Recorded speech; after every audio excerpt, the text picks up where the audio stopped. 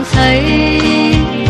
mây tức qua mừng pe lậpสิ่งnày là sai ơi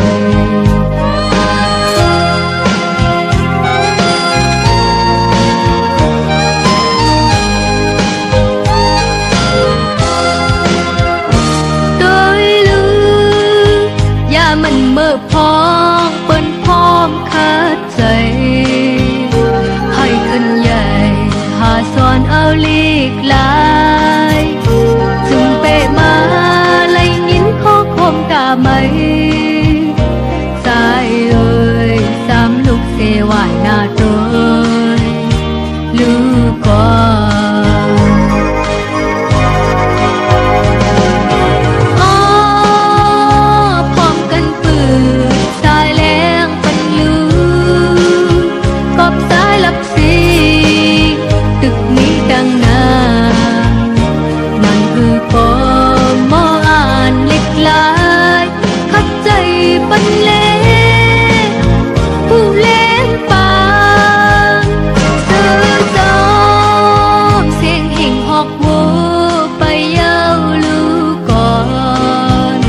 Hãy subscribe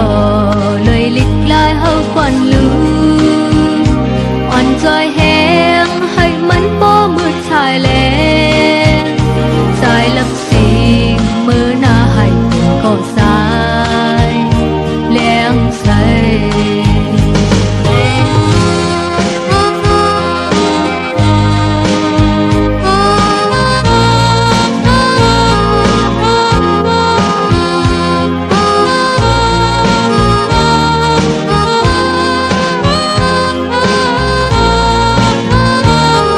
kênh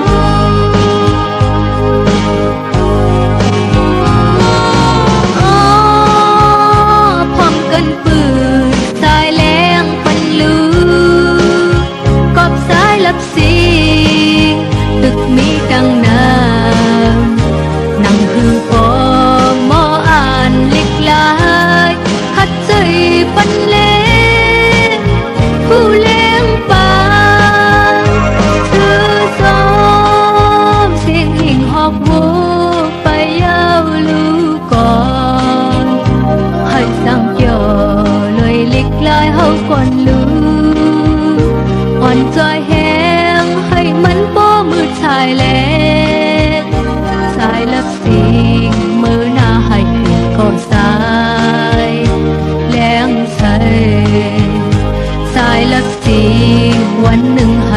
không bỏ lỡ